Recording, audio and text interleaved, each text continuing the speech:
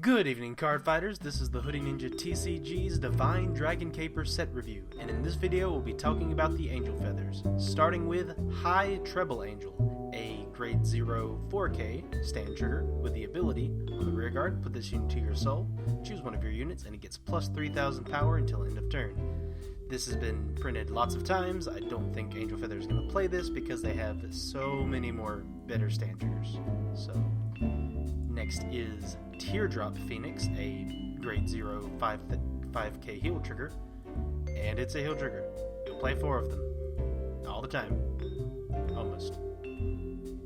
Next is a grade 0 5K draw trigger, Doctroid Phalias. It's a draw trigger. Looks nice. It's a dude serving cafeteria food. Probably tastes like garbage. Then there's Black Omen Full, a grade 0 4K with Forerunner, with the ability on rear guard. Choose one of your other units in the front row, and it gets plus 2000 power until end of turn, with a typo because that should be an activated ability.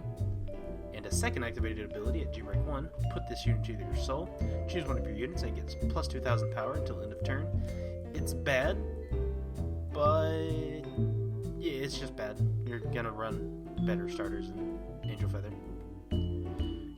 Moving on to the grade 1 commons, we have First Aid Corgi, a 6K, and when this unit is placed on rear guard circle, you choose up to 2 of your other units with a rescue ability, and they get plus 2000 power until end of turn. I like this card, mostly because of the art. I don't think the ability is going to be too relevant in any metagame, but who knows, it can see play. Alright, the next two are 1000 Ray Pegasus and Million Ray Pegasus. These have the same ability when a card is put into your damage zone. If you have an Angel Feather Vanguard, this unit gets plus 2000 power until end of turn. These are great reprints, and if Bushiroad is looking to move into a G format era, I'm glad that these got reprinted in a G set. Next is Black Relief Aratoran, yeah. It's a grade 2 9K. When your card is put into the drop zone from your damage zone, do the effect of your rescue ability, you can pay the cost of Counterblast 1 at J-Break 1. If you do, call the card that was put into the drop zone to another rearguard circle in the same column as this unit. If it didn't have that last little line, it'd be really good, but since it says same column, it's not going to see much play. Alright, grade 2 9K Artistic Celestial Macariel. When this unit is put into the damage zone, if you have the Vanguard with Celestial in its card name, you may put this card into your drop zone from face up. If you do, reveal 4 cards from the top of your deck, choose a card other than this card from among them, put into your damage zone face up, and then put the rest on the bottom of your deck in any order. So there are better tutoring cards in Celestial to find your damage zone to fix it up, so I don't think this card is going to see any play. A grade 3 common, 10K, Elastic Bipolar Rathiel.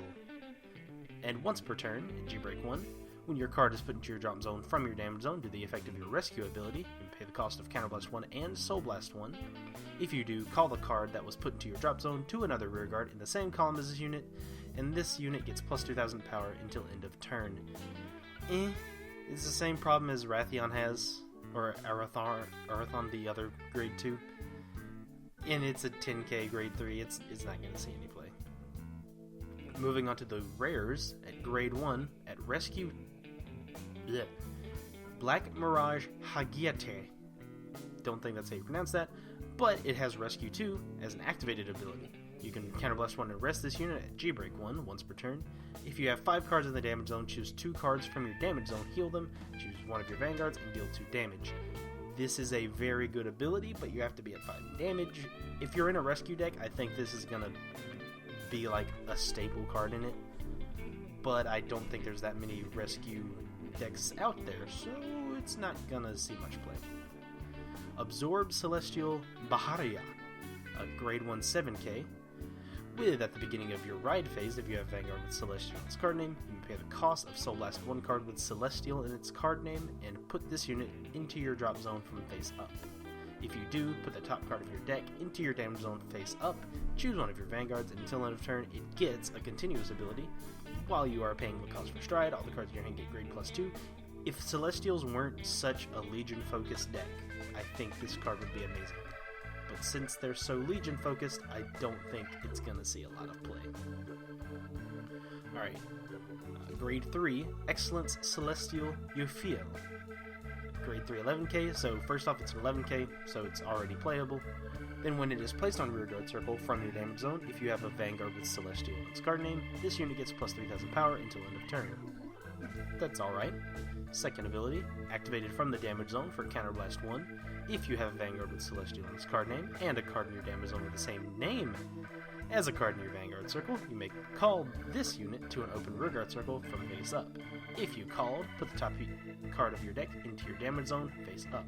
Name of Heart cards is included. I don't know why they cared about that, but it's fine. If there is a G Celestial deck, this card's going to see play in it, but with all the Legions being so much better than this card is, I don't think that that's going to exist. Alright, moving on to the double rares in Angel Feather. We have Black Devote Phaleg with a ability Rescue 1 activated from the damage zone at G-Break 1 for Counterblast 1. If this card is face up, call this card to Rearguard. It gets plus 2000 power until end of turn. Put the top card of your deck into your damage zone face down. Choose a card from your damage zone, heal it, choose one of your Vanguards, and deal 1 damage. So technically Counterblast 2, but you get to recover one of that damage, and you get a new unflipped Counterblast from there. It seems fine. And also, when this card is discarded from your hand for the cost of Stride, if you have a Vanguard with the Rescue ability, you may pay the cost of Soul Blast 1 and put this card into your damage zone face up. If you do, choose a card from your damage zone and heal it. This is really good because it basically gives you a rescue trigger every time you use this to Stride, but it's technically not a rescue ability, so that's kind of awkward. But this card's really good. If there's a rescue Angel Feather deck, I could see this seeing a lot of play. Alright, the first Stride of the Angel Feather set review, Holy Celestial Euphiel. If you have a hard card with Celestial in its card name, it has a continuous ability with activated ability on the Vanguard once per turn. You choose a card from your damage zone and call it to Rearguard Circle. Choose up to 3 of your units, and for each face-up unit in your damage zone with the same name as the chosen units, all of your units with Celestial in its name get plus 3000 until end of turn.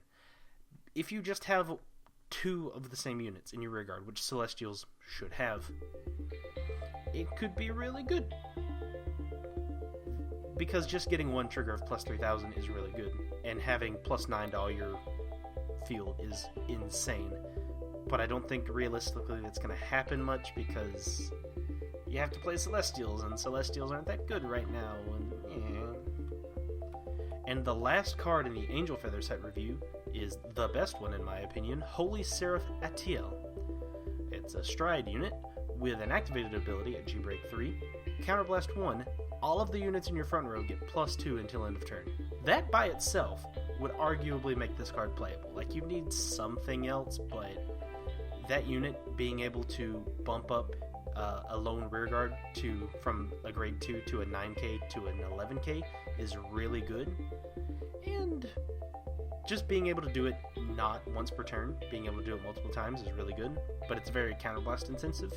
You're mostly playing this card for the second ability, and when it's placed on Vanguard Circle, you pay the cost of Counterblast 1, Soul Blast 1, and choose a face-down card from your G-Zone and turn it face up. If you do, choose up to the same number of cards in your damage zone as the same number of face-up Holy Seraph Atiel in your G-Zone, heal them, choose one of your Vanguards, and for each damage healed with this effect, deal 1 damage. This card's really good, especially in rescue decks that want to stack as much triggers on your Rearguards as possible and get a lot of face-up damage. If you rescue for 3 with this card, it's really good. Basically, you're countercharging 2 for the cost of a Soul Blast. And it's really good, but this is not the game ender that Angel Feather needed, in my opinion. They need something that ends the game, kind of like the Stride that heals, or the Curial Stride. Can't remember the name of it off the top of my head. But those cards are things that finish games. This doesn't finish games, but this is an excellent first Stride, even if you can't get that activated ability off. Alright, ladies and gentlemen, that is the end of the Angel Feather set review. Tune in tomorrow for the Aqua Force set review, and I'll see you then.